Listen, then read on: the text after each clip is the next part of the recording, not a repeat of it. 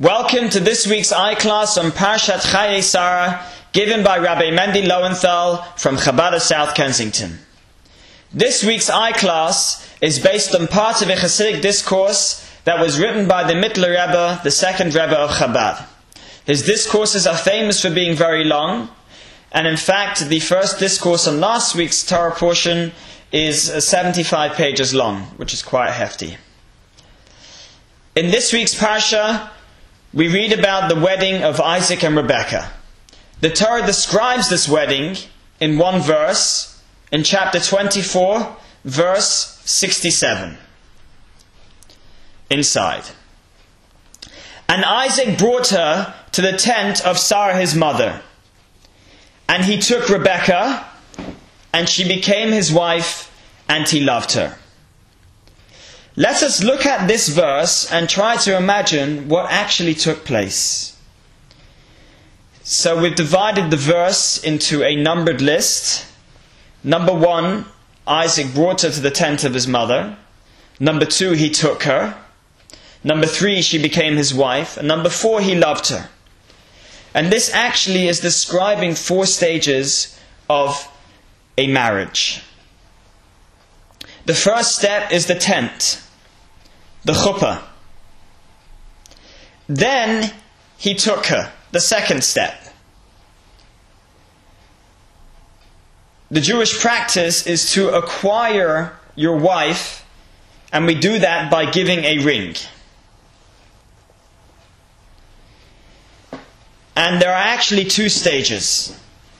There's the kiddushin, number 1, and then number 2 is the nisuin. What are these 2 stages? Kiddushin loosely translates as betrothal. It is effected when the groom gives the bride the wedding band.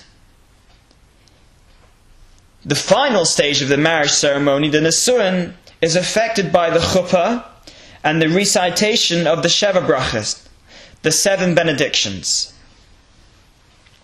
At this point, the souls of the groom and bride reunite to become one soul, as they were before they entered the world. If you think about it, what is marriage?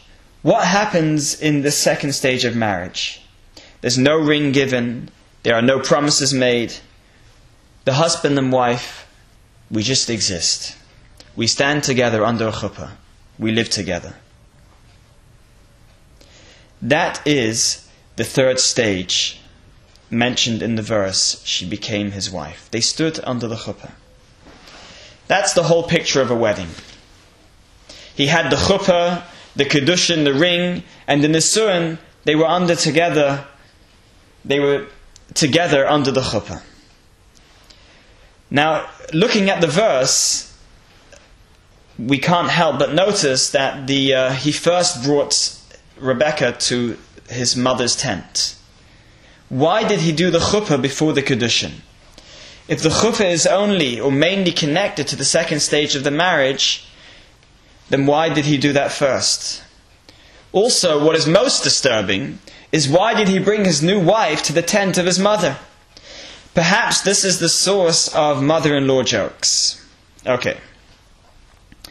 We will get back to these questions, but first let us take a moment to look at the weddings of Abraham and Sara. Genesis chapter 20, verse 12.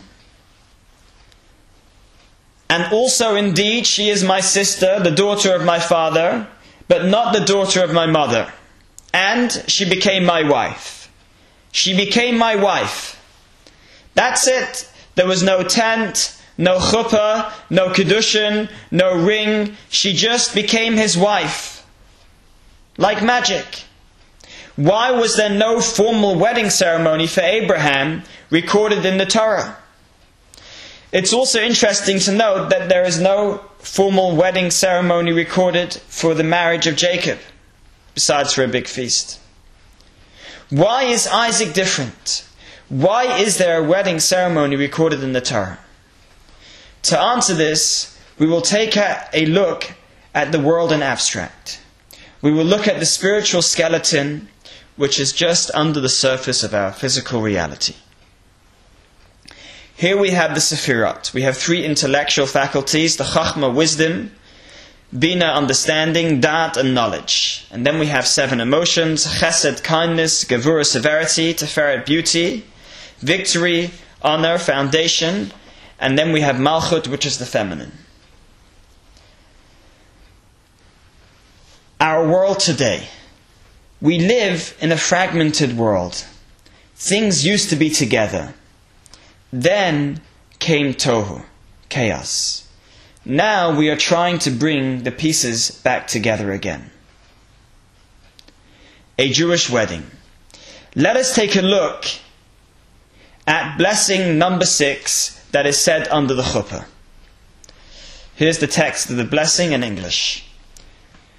Grant abundant joy to these living friends, as you bestowed gladness upon your created beings in the Garden of Eden of old.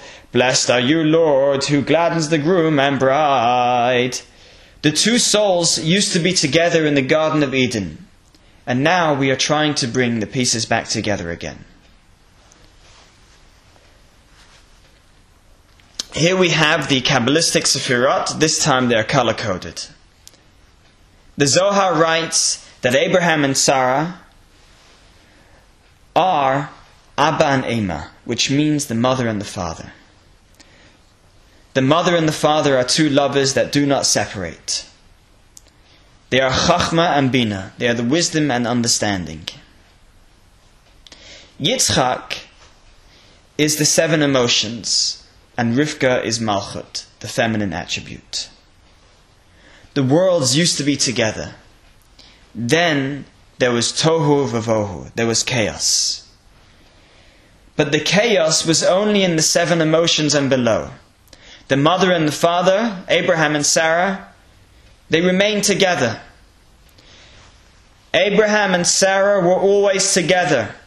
They don't need a wedding. Abraham does not need to take Sarah because they were and are always together. Isaac and Rebecca are in a fragmented world. Isaac needs to do Kedushin. He needs to take Rebecca as a wife.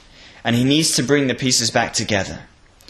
We look at the world around us and we see the fragmented pieces of society and we ask how.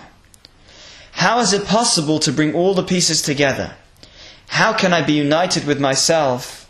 And how can I unite with a wife? Isaac brought Rebecca to his mother's tent, where things were and are always together. Only after this was he able to take Rebecca as a wife with the Kiddushin and the Nisuin, because he was able to draw down his mother's power of unity into his own life. Now let's bring this all a bit closer to home. The modern man has a soul. There are 2 levels of soul. There's the Abraham and Sara level.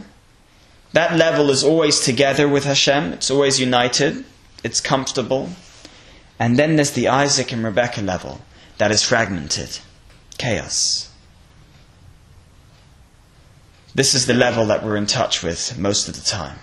And the aim is to tap into the Abraham and Sara, the mother and father part of our soul, that is okay with being Jewish, and to bring that calm and serenity into our daily lives. Shabbat Shalom.